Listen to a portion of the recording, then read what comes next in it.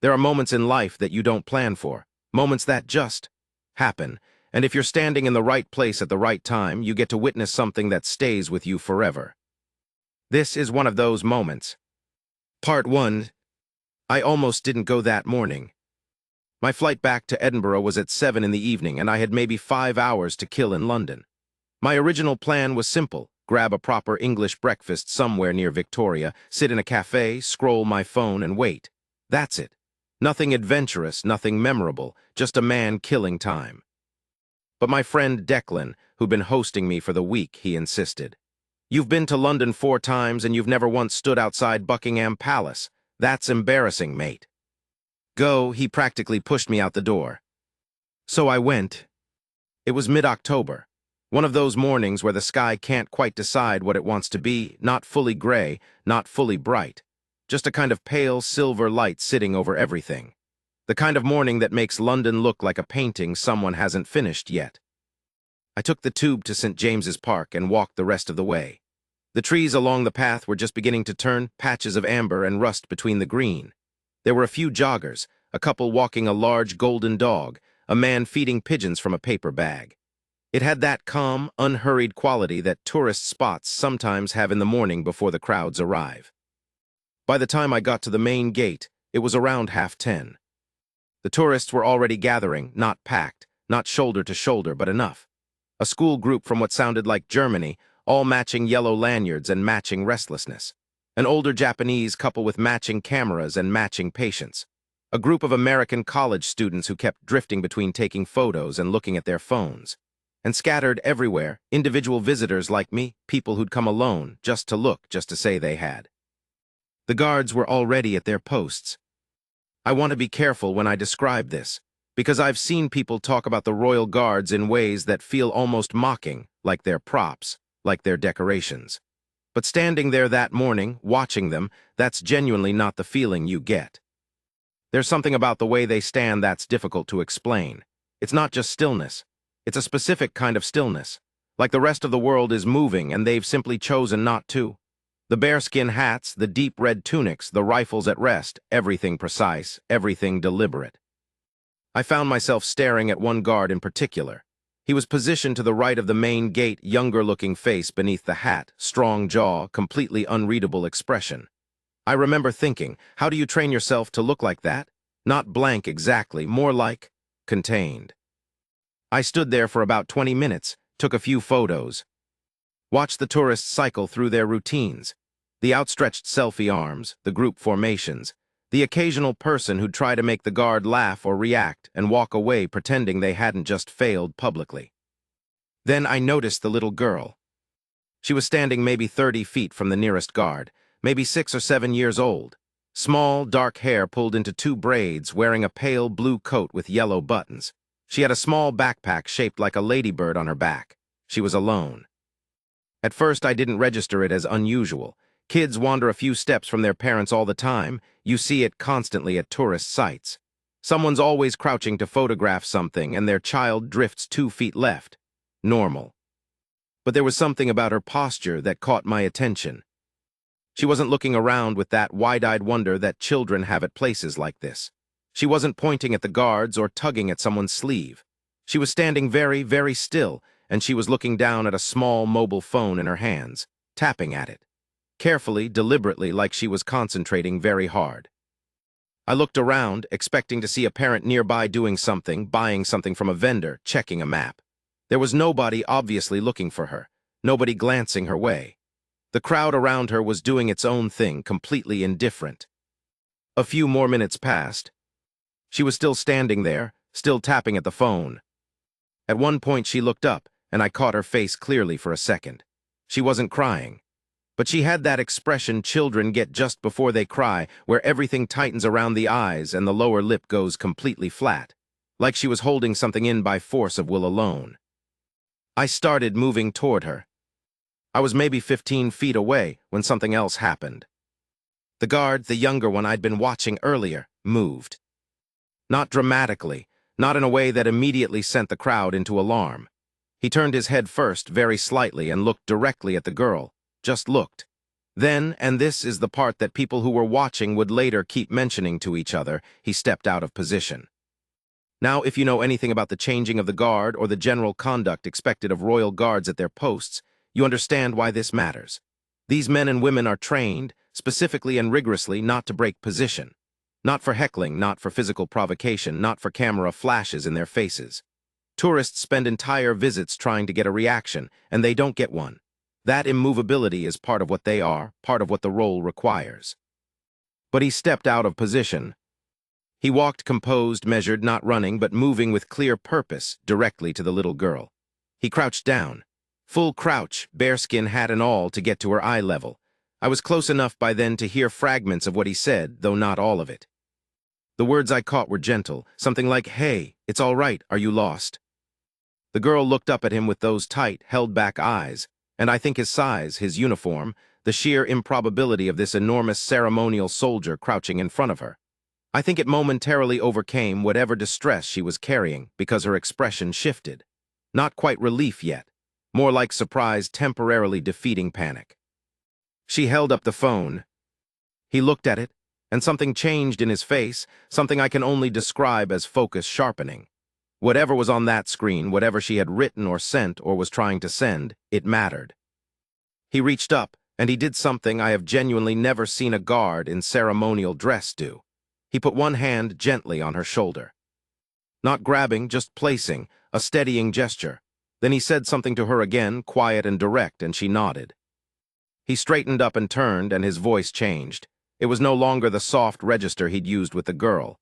It was clipped, immediate, carrying, "I need assistance at the South Post, now." Within about 90 seconds, which sounds like a long time but genuinely isn't, not for an institution that runs on formal process. A woman in a different uniform appeared from the gatehouse. She moved quickly to the girl, crouched as the guard had done, and spoke to her softly. The guard stood close, not hovering but present. By this point, the crowd had registered that something was happening. It happens in stages, crowd awareness. First, one person notices and stops.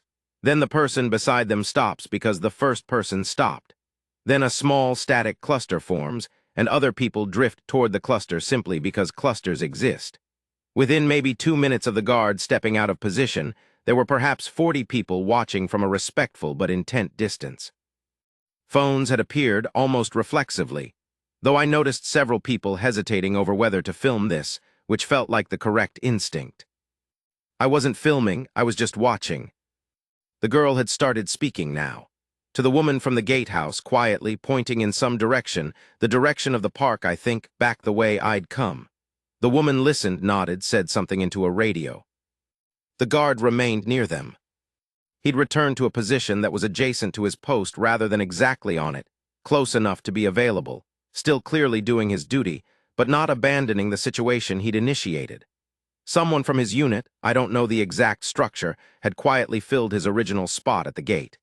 It had all reorganized itself without announcement, without fuss.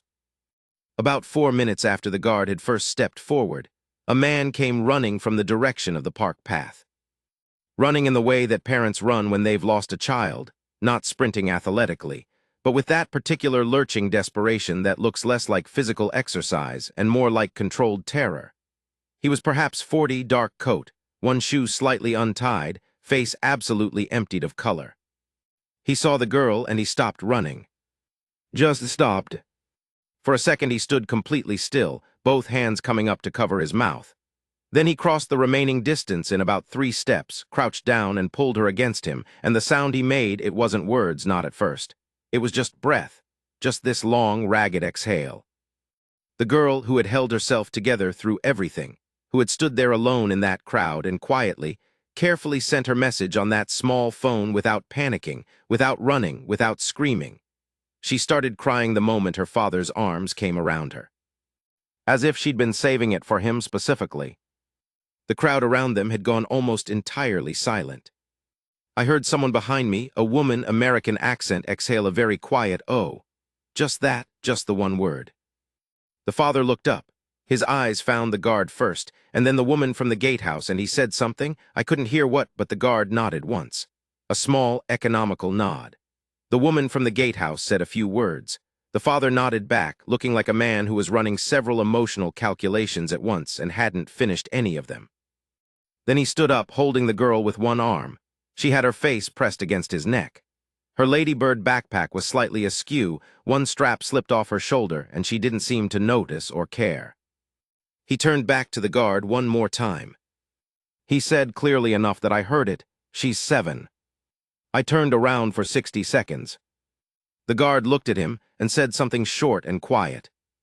And the father, who was clearly trying to hold it together, who was clearly still running on leftover adrenaline and the specific emotional wreckage that follows terror, narrowly avoided. He nodded again, and I think he might have pressed his eyes shut for just a moment. Then he walked away with her, back toward the park path, one hand very large and very certain on her small back. The crowd exhaled. Not literally, not all at once, not dramatically. But that collective held-breath feeling that had settled over 40 strangers in the past 10 minutes slowly, quietly released. People started talking to each other in low voices, the way people do after something has ended, and they need to process that it has. A few of the tourists near me exchanged looks, the kind that say, "Did you see that?" without anyone needing to say it out loud. The guard was back at his post, standing the same way he'd been standing before, same stillness, same contained, forward-facing presence, the bearskin hat, the tunic, the rifle, everything exactly as it had been an hour ago. Except I think, and I'm aware this might be me projecting, I genuinely can't be sure, there was something in the set of his jaw that was slightly different. Not pride, that's the wrong word. Something quieter than pride. Something that sits closer to the feeling of having done the correct thing in the moment it needed doing. I stood there a bit longer than I'd planned. The school group from Germany was reforming into a crooked line a few feet away. A tour guide was explaining something to a cluster of visitors in French. The golden dog from the park path reappeared with its owners, sniffing aggressively at the base of a lamppost. London reassembled itself around the event and simply carried on, the way London does, the way it always has. I thought about the girl, about whatever she had tapped into that small phone. I don't know if she'd called someone. I don't know if she'd tried to send a location. I don't know if she'd simply found the guard's email somehow, which is a ridiculous thought, but the phone was pointed at him so specifically that it crossed my mind. Maybe she'd sent a voice note. Maybe she'd just been trying to reach her father and the guard had seen her struggling and made the decision before the situation could get any worse. I'll never know exactly what was on that screen. But whatever it was, that small, quiet, careful SOS from a 7-year-old in a pale blue coat, it was enough. It was enough for one man, trained to be unmovable, to decide that this was the moment that required a different kind of discipline. Not the discipline of staying still. The discipline of knowing when stillness isn't the answer. I caught my flight back to Edinburgh with 2 hours to spare. On the train from the airport, I tried to explain to Declan what I'd seen, and I didn't do it justice. I said something like, the guard just walked out of his post to help a lost girl, and that was it. It sounds small when you say it plainly. It sounds like something that should just happen, like simple human decency, like a minimum standard. Maybe that's exactly what it was. But I keep thinking about the way 40 strangers went quiet together. I keep thinking about the father's hands. I keep thinking about the girl who didn't scream, didn't run, didn't panic, just stood there with her small phone and did the only thing she could think of. And someone noticed. That's all it was, really. Someone noticed and then someone moved. Sometimes that's the whole thing. Sometimes that's everything.